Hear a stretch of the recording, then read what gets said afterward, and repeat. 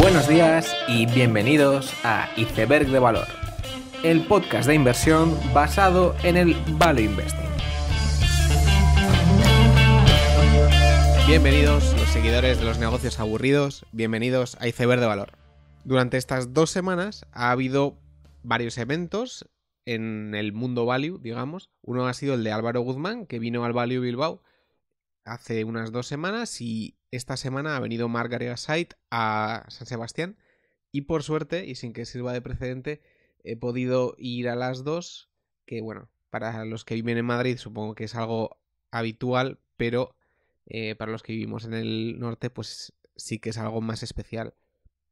Y además son de los dos fondos, AZ Valor y Japan Deep Value, unos de los fondos más diferentes en todo lo que sería este mundo value, porque Japan Deep Value invierte en compañías japonesas muy baratas, muy pequeñas, que incluso los propios japoneses desdeñan y no les gustan para nada, pero que están muy baratas, y de hecho por eso ha sido el mejor fondo del 2017, mientras que AZ Valor está muy centrado en materias primas ahora, y está en cobre, uranio, etcétera, y por eso son dos fondos muy diferentes al resto, digamos, porque yo en Japón no me voy a poner a invertir porque hay que ponerse a traducir los informes y bueno, las materias primas también llevan una dificultad considerable asociada, y por eso creo yo que son dos fondos bastante complementarios en la cartera de cualquier inversor en valor. En cuanto al resto de noticias, probablemente en España lo más sonado ha sido la bajada de Inditex, que en su día no se sabía por qué, estaba bajando un 7% de una forma súbita, y claro, cuando algo baja está bien comprar, pero siempre que algo baja sin saber por qué, suele dar un poco de miedo por si hay alguna causa externa que tú no conoces o que no se sabe. Y en este caso fue así. Había una reunión de los analistas con el equipo financiero de Inditex y parece que se reveló cierta información de bajar las expectativas de Inditex, y eso llevó a que la acción bajara, y de forma un poco sospechosa, porque es una especie de información privilegiada que no se debería haber dado de forma privada. Inditex siempre ha gozado de muy buena fama en España y la narrativa siempre ha sido a favor, y es verdad que el fast retailing supera claramente al retailer clásico como H&M, Macy's, etc. Veremos si eso sigue así o si esta narrativa cambia o si este ha sido un solo bache puntual para Inditex. En el episodio de hoy haré la continuación del capítulo anterior de asientos de coches, pero en este episodio en concreto me centraré en Adient y Lear, muy en concreto, un análisis un poco más en profundidad. El anterior fue más del sector en general y las dinámicas que había, y ahora nos centraremos en estas dos empresas. Antes de hablar de ellas, hay que hacer un pequeño resumen del sector de los coches, porque de hecho hace un par de días salieron las noticias de que habría nuevas tarifas de acero y aluminio en Estados Unidos. El presidente de Estados Unidos ha fijado un arancel de un 25% al acero y de un 10% al aluminio. Eso afecta a diferentes industrias que importan aluminio y acero de otros países, y entre ellos el sector auto es uno de ellos. En concreto, estas subidas pueden traducirse en un aumento de precio de un coche de unos $200 aproximadamente. Y por ejemplo, en las cuentas de Ford se estima que el aumento puede ser de unos $300.000 en costes. Esto se suma a las noticias negativas de comienzo de marzo sobre febrero, de que las ventas de coches en Estados Unidos cayeron un 2%. Yo creo que es bastante fácil subirse al carro de decir que estamos en final de ciclo y que las ventas de coches van a bajar muy rápido, etc. Aún así, no creo que la realidad sea tan negativa. Es verdad que es difícil que se vendan más coches, pero que la bajada sea súbita y muy pronunciada no me queda del todo claro. Más aún cuando todavía los efectos fiscales de la reforma impositiva no se han visto o la economía no ha sufrido ningún cambio por ello, y lo lógico sería que eso incentivase pues, el consumo en diferentes ámbitos como pueden ser los coches.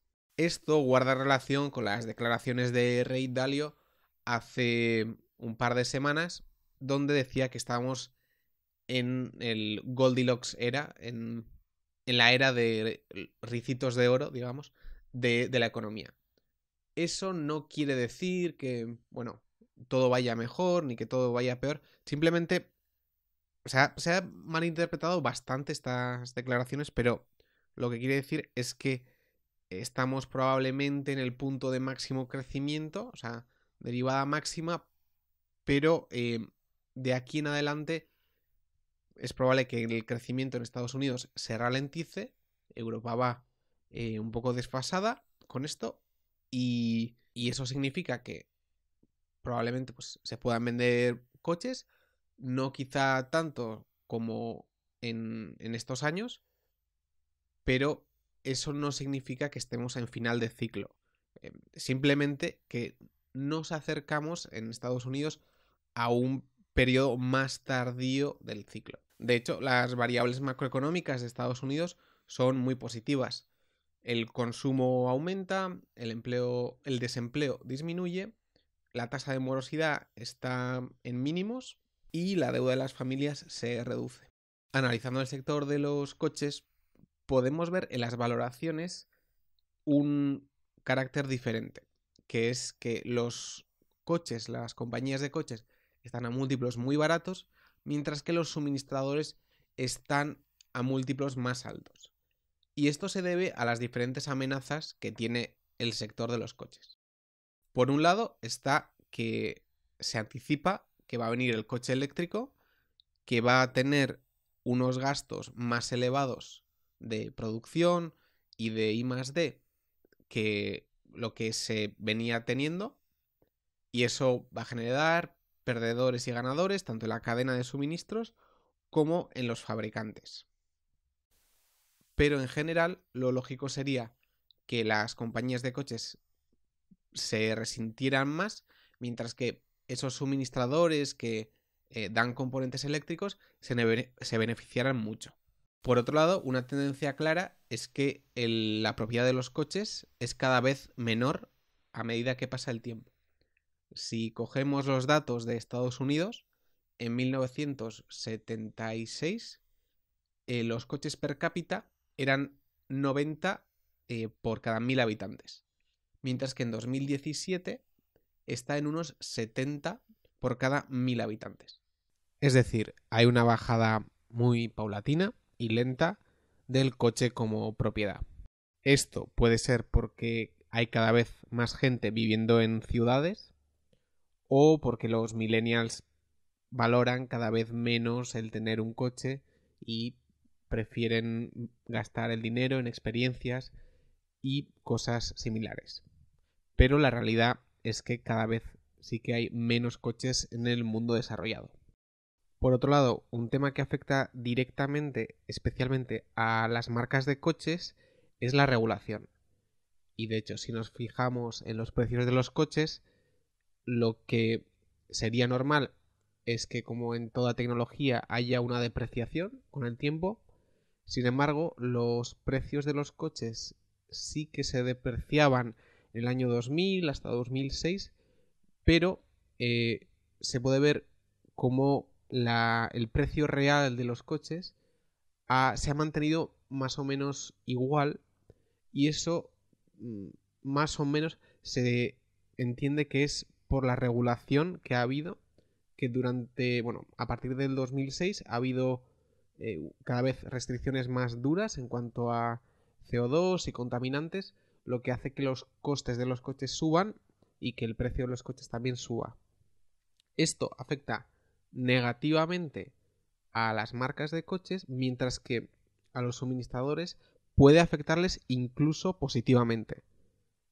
Porque claro, si por ejemplo Faurecia hacía sistemas de reducción de emisiones, por lo tanto Faurecia, a medida que esa regulación crezca y se espera y se entiende que esa regulación va a crecer, sus ingresos crecerán, mientras que el que tenga que pagar eso va a ser por un lado el consumidor y por otro lado la propia marca de coches. Y esta es una de las razones principales por las que hay una disparidad de valoraciones entre marcas de coche y suministradores. En un entorno de gran regulación, los suministradores se podrían ver beneficiados, mientras que las marcas no serían las que se beneficiaran. Entonces, yo argumentaría que hay estos tres motivos por los que las valoraciones de los proveedores son más altas y lo son de forma bastante razonable. Por un lado, coche eléctrico, donde habrá suministradores que tengan vientos de cola, mientras que en las marcas será un aumento de costes. Por otro lado, hay menos coches y si hay servicios estilo coche como alquiler o coche como servicio o coche autónomo, la marca del coche ya tiene un valor mucho menor, pero el suministrador, todos los equipos que tiene que suministrar, lo suministra igual. Mientras que ese estatus que puede dar la marca de coche se vería menos valorada. Y finalmente, como tercera razón, un aumento en la regulación puede afectar incluso positivamente a ciertos suministradores, como en este caso podría ser Faurecia, ¿no? Por lo tanto, los suministradores tienen múltiplos más altos y es razonable que lo tengan.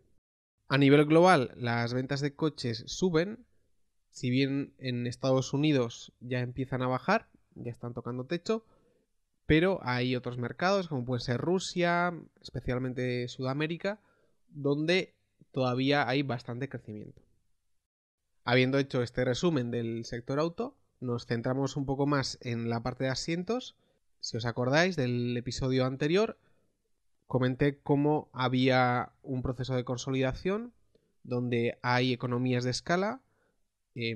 La clave es estar al lado del suministrador y poder ofrecer productos como asientos de una forma muy buena y just in time, ¿no? Eso lleva a que el margen sea muy bajo y como el margen es bajo, las economías de escala importan. Esto lleva a que los jugadores más grandes compren poco a poco a empresas más pequeñas. No obstante, aunque sea un oligopolio, los márgenes son bastante justos porque el fabricante de coches intenta rotar entre ellos para que haya competencia entre suministradores. Un ejemplo de esta consolidación es la más reciente compra de Lear, que fue la sección de asientos del grupo Antolín, que es un grupo español que hace diferentes cosas, pero el grupo Antolín tenía sección de asientos que cada vez era una menor parte de su negocio. Entonces simplemente lo que hace es vender una sección de la empresa a una empresa más grande que es Lear. Además, comentamos cómo el asiento de un coche es cada vez un sistema más complejo. Esto tiene que ver con el reciente éxito de los SUVs, por un lado, que el espacio interior es más grande y por lo tanto mover cosas, mover el asiento es más importante, pero por otro lado, sistemas de calefacción, refrigeración son cada vez más normales. Se busca con el asiento dar una apariencia más de lujo y por otro lado y toda clase de electrificación y motorización. Por ejemplo, en un Mercedes yo lo que vi es la parte de la cabeza del asiento se sube con un motor, se adelanta o se atrasa el asiento con otro motor y la reclinación también se hace con otro motor. Es decir, son cada vez packs o módulos más complejos que el suministrador tiene que ser capaz de hacer, pero puede tener un margen mayor. Además, esta complejidad Lo normal sería que no descendiese, sino que aumentara con servicios como el coche autónomo u otros, donde al asiento se le pueden añadir muchas cosas más, ¿no? Partes de monitorización de salud o sonido, pantallas, etcétera. Todavía eso puede ir a más. Una de las empresas de las que quería hablar hoy es Lear, que además de los propios asientos de los que hemos hablado, hace o tiene una sección de componentes eléctricas y electrónicas. Estos componentes son diferentes cables o todo el cableado del coche, conversores, baterías, pero además también sistemas como el de apertura de coche, esas llaves para abrir el coche de forma remota, etc. El propio Lear estima que todo este sector avance un 5% anual, ya que el coche cada vez tiene más componentes eléctricas y electrónicas y por lo tanto, si bien el número de coches vendidos puede ser igual, Lear puede aumentar sus ventas o las ventas que consigue por coche de forma pues de un 5% en esta sección. De hecho, además de los asientos, es el gran atractivo del Lear, porque esta sección eléctrica y electrónica no va a parar de crecer. Cada vez el coche va a estar más conectado, cada vez los sistemas de seguridad van a ser más importantes y la eficiencia también y todo lo que tiene que ver con el coche eléctrico cada vez va a ser más relevante.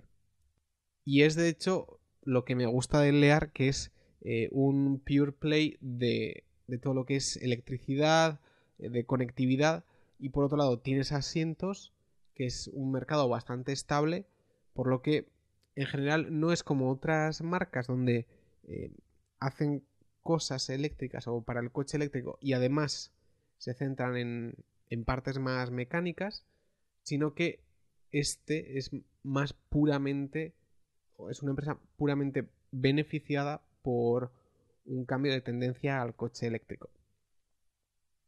Además, el coche ha sido un objeto más o menos tonto desde hace bastante tiempo y eso alguna vez cambiará. Todo lo que sea conectividad entre coches es muy importante. Y hay que recordar que los accidentes de coche es una causa de las más importantes de fallecimientos de personas, fallecimientos que no han parado de reducirse, y yo creo que puede llegar un punto donde la comunicación entre coches sí que podría reducir el número de accidentes. Es un mercado donde el Lear está muy presente y yo creo que también se puede ver beneficiado a largo plazo. Esto es el presente del Lear, pero si recordáis, Lear se fue a la bancarrota en el 2009. Entonces, ¿cómo era la vieja Lear o la vieja empresa? Bueno, pues tenía una deuda de unos 4 veces EBITDA, 3 veces EBITDA, y cuando llegó el 2008 se fue a la bancarrota. Además, clientes como Ford y General Motors eran, pues General Motors el 25% de las ventas, mientras que Ford lo era el 20%, así que fue muy difícil para ella sobrevivir. La historia, sin embargo, después de la bancarrota es muy diferente. Lear ha multiplicado por 4, básicamente, su acción. ¿Y esto cómo se hace? Pues lo ha hecho expandiendo el margen y adquiriendo empresas. Es decir, el margen de beneficio ajustado en el 2012 era de 5% y ahora lo es del 8,4%. Y al ser empresas donde el margen realmente es tan bajo comparado con las ventas, que tú si en servicios y temas administrativos ahí mejoras un 1 o 2%, pues puedes mejorar el beneficio, pues casi duplicarlo. Además, el adquirir nuevas empresas te permite tener economías de escala que también contribuyen a esto. Y de esta forma, solo con un aumento de ventas anualizado del 7%, Lear consiguió un aumento de los beneficios de un 25% anual. Esto está muy bien, pero la pregunta puede ser, bueno, Lear ha crecido mucho, está en un mercado que es creciente. ¿Es una buena oportunidad para invertir? ¿Sí o no? Bueno, generalmente las valoraciones son subjetivas y por mucho que se suele hablar de valor objetivo, valor intrínseco, diferentes personas pueden ver una empresa de diferente forma. Yo valorando Lear de forma que las ventas son crecientes, pero lo que hago es valorar ventas estancadas, porque Estados Unidos es difícil que venda más y está bastante expuesto a Lear, pero adquiriendo empresas y gracias a su área electrónica puede aumentar un poco las ventas y manteniendo los márgenes, que tampoco me queda claro que pueda aumentarlos más, me sale que Lear más o menos está en precio, que puede dar una rentabilidad más o menos buena, pero bueno, que no pasa de unos 7% anual. Evidentemente, si el número de coches vendidos aumenta, el valor del Lear aumentará. Pero es simplemente una hipótesis con la que yo ahora mismo no me encuentro cómodo y por lo tanto es algo que no veo del todo claro. Por lo tanto, esto es Lear, es una empresa de asientos por un lado y por otro lado el área eléctrica electrónica, muy favorecida a largo plazo con estas megatendencias, pero, y este es el inconveniente, que a corto plazo, si hubiera una bajada de coches, por mucho o por muy buena que sea esa tendencia de coches eléctricos, se vería muy afectada por ello. Y es por eso que no lo veo del todo claro. El caso de Adient es un poco distinto. Adient es una empresa nueva que se creó en el 2016 y salía de Johnson Controls. Johnson Controls hacía diferentes sistemas de seguridad y sistemas electrónicos y tenía una sección de asientos de coche, lo que ahora ha sido un spin-off y lo que se llama Adient. Esto ocurrió ya que Tyco y Johnson Controls se juntaron y Johnson Controls decidió hacer un spin-off de Adient. En general, las spin-offs han sido historias de éxito en la bolsa y de hecho Joel Greenblatt en su libro es algo que siempre ha explotado y bueno, hay múltiples razones, ¿no? Una empresa que era un área de otra, cuando se hace un spin-off, pues se tiende a ser más eficiente, pasa a ser un solo área en una gran empresa, a valerse por sí misma y eso hace que en muchas ocasiones pueda haber una gran generación de valor en esas empresas.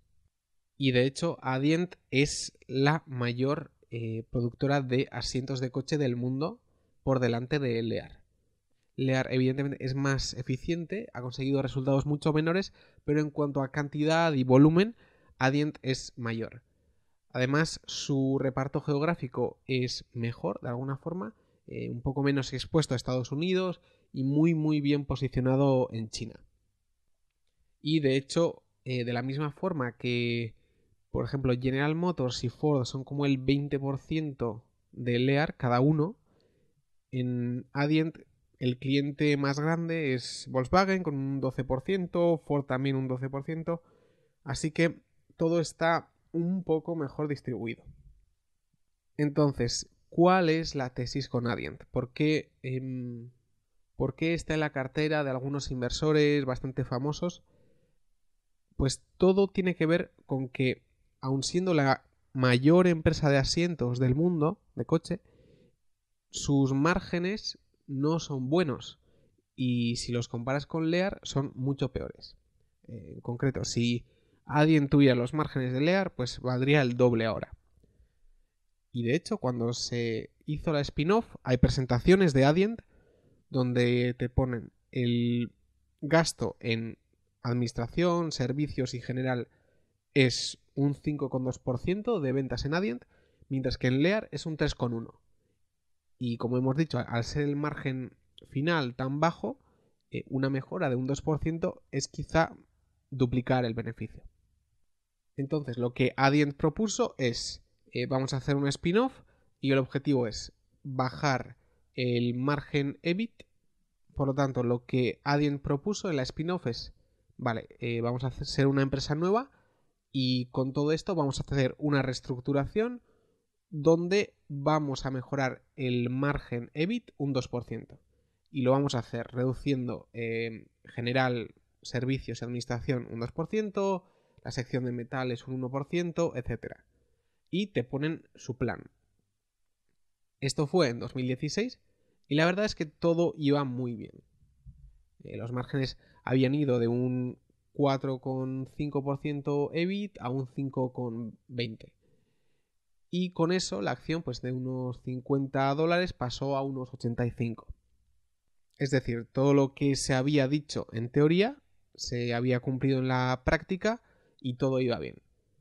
Sin embargo, la sección de metales, que es donde hacen los mecanismos y toda la estructura de los asientos, tuvo problemas y empezó a tener problemas en el Q4 del 2017. Luego en la conferencia de JP Morgan dijeron que los problemas iban a ser más graves y en la Q1 de 2018 dijeron que todavía iba a ser más grave los problemas que tenían. Es decir, un problema puntual de el cliente había pedido modificaciones, muchas, ellos habían accedido y eso llevó a que la producción pues fuera mal. Básicamente tenían que hacer trabajar a gente en los fines de semana para cumplir las fechas, el transporte de las estructuras se hacía en transporte muy rápido, por lo tanto había que pagar mucho, es decir, un problema puntual por hacerlo mal realmente, y eso llevaba a pérdidas y eso llevó a que el beneficio del trimestre se redujera mucho, y tanto eso como las propias previsiones para el año completo. Con esto, de alguna forma, se resintió la acción al ver que la historia de la spin-off que mejoraba los márgenes podía verse afectada, y por eso la cotización bajó de unos $85 a unos $64-60. Y esto es básicamente la tesis con Adient, porque ha habido una reestructuración que funciona desde el 2016 y de repente ha habido un problema puntual que, bueno, ha habido como 3 puntos donde se decía que había un problema, luego el problema era mayor y luego todavía era mayor, lo cual ha decepcionado a muchos inversores y la acción ha bajado. Pero simplemente el proceso de reestructuración continúa y de hecho la mejora de margen para 2020 sigue igual. Con todo esto, aún no dándose una mejora completa del 2% de los márgenes para 2020, la acción podría llegar a valer más de $100. Y esta es un poco la razón por la que muchos hedge funds como Bill Nygren y otros tienen esta acción. Es un spin-off, una reestructuración que iba bien hasta que había un problema puntual. A mí personalmente me sale una rentabilidad mejor que Lear, porque al final en un entorno de ventas constantes, que yo supongo que con la bajada de Estados Unidos y el aumento con el resto del mundo, las ventas se pueden mantener parecido. Ahí Adient puede mejorar los márgenes propios, mientras que Lear, para crecer de alguna forma, necesita vender más y ya no sé hasta qué punto puede mejorar su margen siendo ya el mejor del sector. Mientras que Adient es mucha peor empresa, pero curiosamente hay mucho margen de mejora y parece ser, y todo apunta a que sí que lo van a conseguir. Como digo, a mí si me preguntaran qué empresa me gustaría tener, diría Lear, claramente, porque hay unas tendencias a largo plazo mucho más favorables. Además, tiene menos deuda, pero la revalorización depende más de vender más, mientras que Adient, con que internamente recorte los gastos, cierre fábricas y consiga ya no llegar a los objetivos, sino quedarse cerca, puede multiplicar esos beneficios de forma interesante, y esto hace que lo prefiera como inversión. Aún así, hay que tener en cuenta que estas empresas son cíclicas y todo el sector de coches es un sector vulnerable, como hemos comentado. Cada vez la gente compra menos coches, un sector muy intensivo en capital, y hay que tener cuidado en la cartera cuántas empresas se tienen o qué peso tienen las automovilísticas en la cartera propia. En caso de tener pocas, yo creo que Adient sí que es una bastante buena inversión, pero en caso de tener muchas, yo creo que hay que tener bastante cuidado. Y con este comentario terminamos el capítulo. Espero que os haya gustado. Dadle a like en YouTube, dadle a like en iVoox, suscribíos. En este episodio sí que ha habido, bueno, estrenaba micrófono y por lo tanto la parte de sonido quizás ha sonado diferente. Todo feedback en cuanto a calidad lo agradecería, porque seguramente en un futuro bastante cercano pase algún invitado en el podcast y sí que me gustaría tenerlo bien cuadrado. Así que si tenéis algún comentario, ponédmelo y espero poder mejorar. Y con todo esto lo dejamos para la siguiente. Ya sabéis, seguid aprendiendo.